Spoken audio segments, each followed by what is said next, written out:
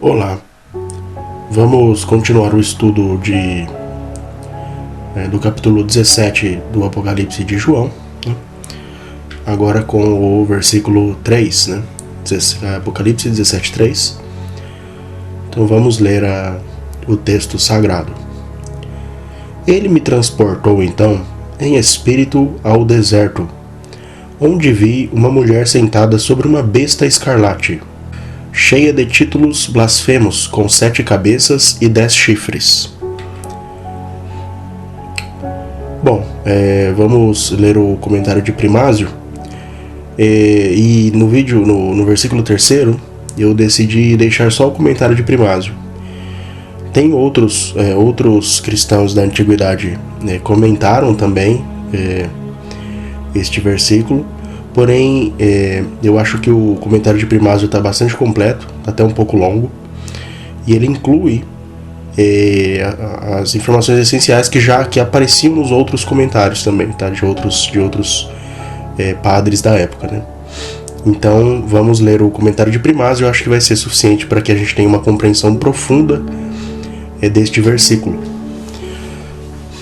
Então, Primásio escreve: o deserto se refere à ausência de Deus, pois sua presença é o paraíso. Se diz no espírito porque essas realidades só podem ser vistas no espírito, em cuja imagem a palavra divina mais a retrata.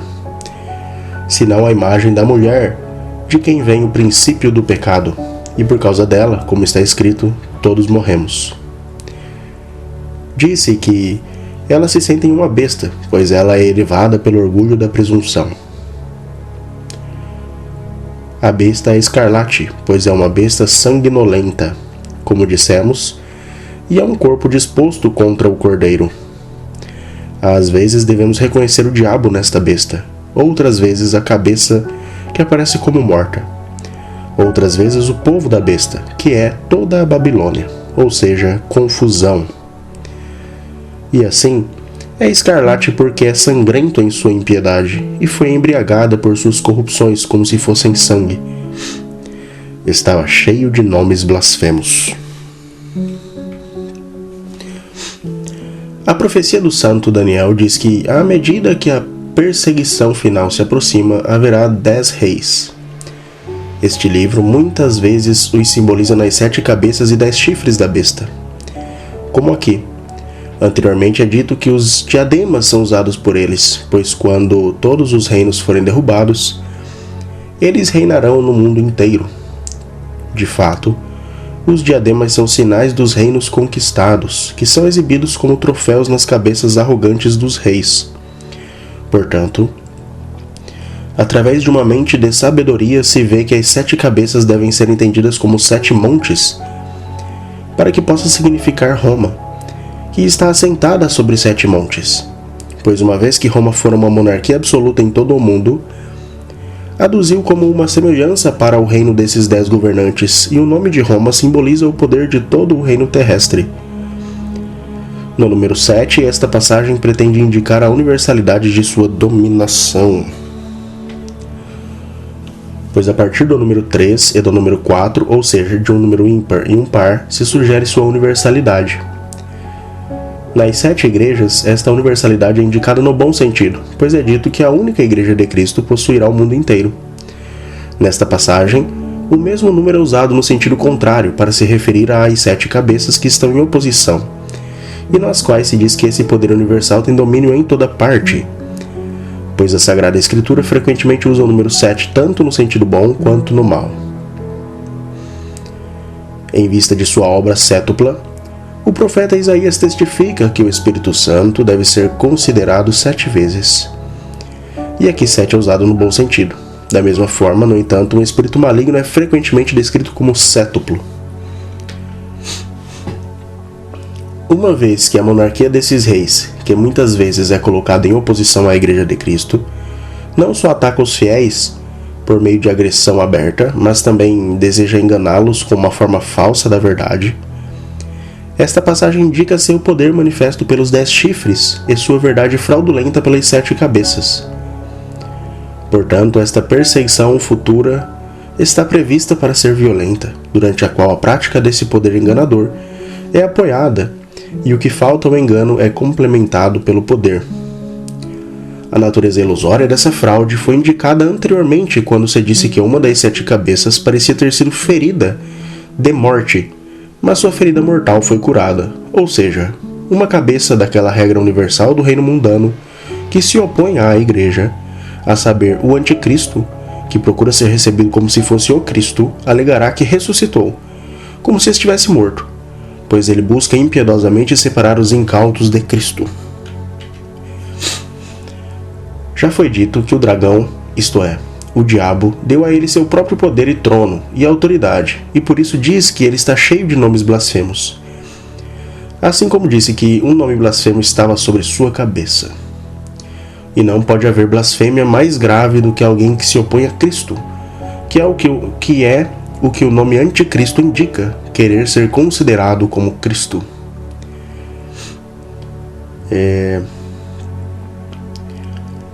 Aí Primásio agora dá sequência, né, explicando, fazendo uma correlação entre essas 7 cabeças e os 7 espíritos imundos, né?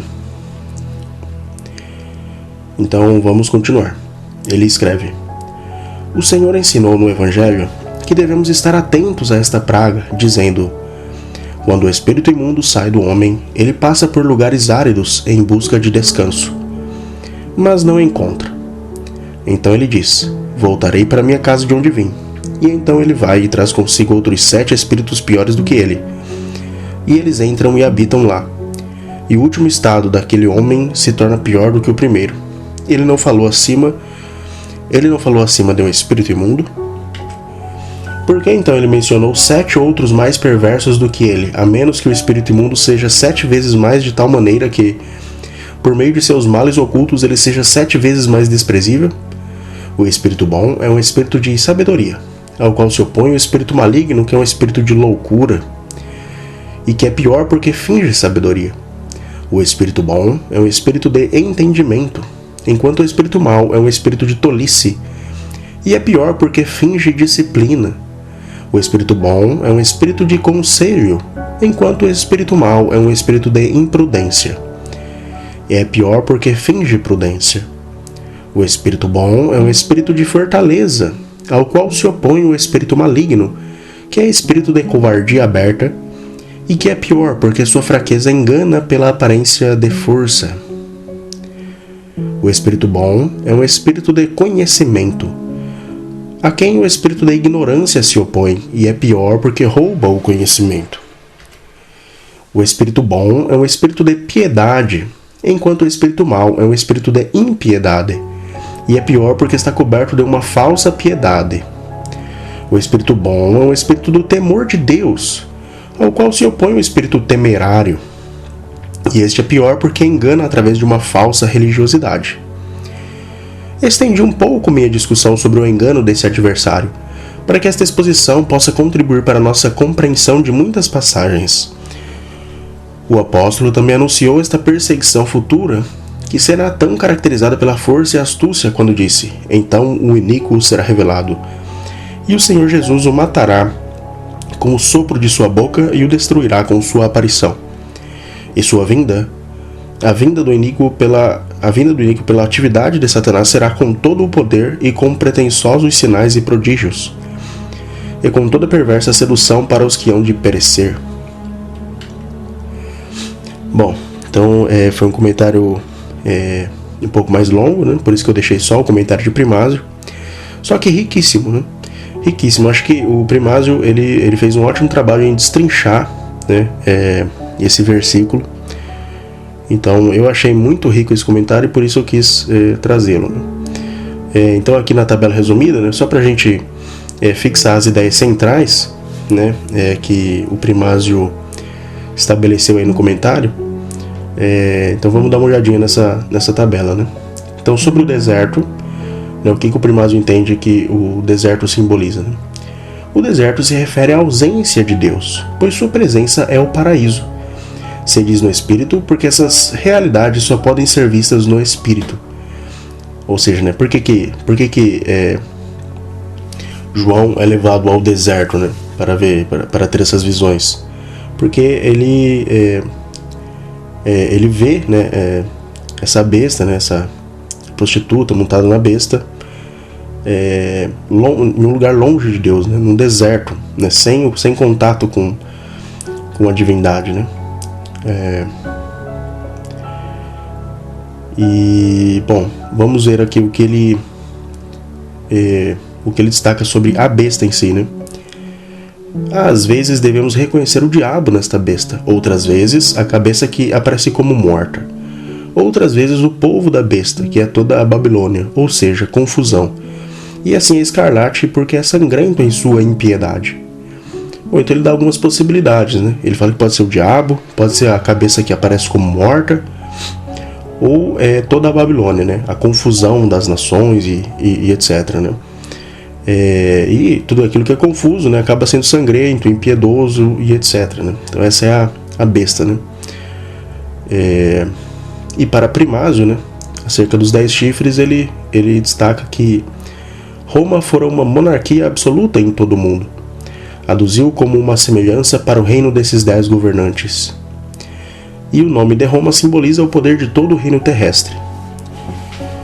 Bom, então aqui para Primásio, né, os 10 chifres eles podem ser vistos como uma continuação de Roma, né? Então Roma simboliza todo o poder terrestre, né, todo o poder secular, porque assim como Roma, né, o Império, dominou o mundo, né, no passado, agora esses 10 chifres, né, que já no tempo de Primásio já estavam acontecendo as invasões bárbaras, né, o Império Romano já estava em declínio. Então esses 10 chifres que se tornariam as monarquias europeias, né, agora dominam o mundo, né? E como Roma tem todo o poder do mundo, né? São o poder terrestre. Bom, e sobre as 7 cabeças, Primásio também, que eu dividi em três interpretações diferentes que ele apresenta. Então ele fala que podem ser as 7 cabeças devem ser entendidas como 7 montes, para que possa significar Roma, que está assentada sobre 7 montes.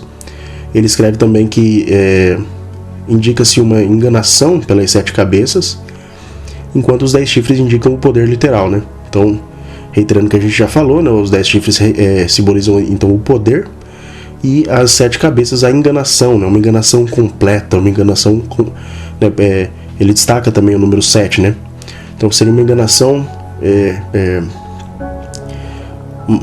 completa, né? Uma enganação unida a esses 10 chifres, né? Consolidada, né? Bom, e ele também aqui, eu achei genial essa relação que ele fez, né, entre os 7 espíritos imundos e essas 7 cabeças, né? Então ele vai falar sobre os 7 espíritos benignos, digamos assim, né, e seus opostos, que são os imundos. E aí esses que são os imundos seriam as 7 cabeças, né, sobre a qual seriam essas 7 cabeças, né, da besta sobre a qual a prostituta está montada, tá? Então os 7 espíritos imundos são o espírito de loucura, espírito de tolice, espírito de imprudência, espírito de covardia, espírito de ignorância, espírito de impiedade e espírito temerário, né? Então essas seriam as 7 cabeças, né? Esses seriam as 7 cabeças dessa besta, então estariam representando esses 7 espíritos, né? A loucura, a tolice, a imprudência, a covardia, a ignorância, a impiedade e a falta de temor, né? Bom, eu achei muito, muito inteligente essa comparação. Bom, então esses foram esse foi o comentário, né, do versículo 3º. Então agora a gente vai seguir o estudo do livro, né, do capítulo 17. Muito obrigado, espero que tenham gostado do conteúdo e que a graça do nosso Senhor esteja com todos.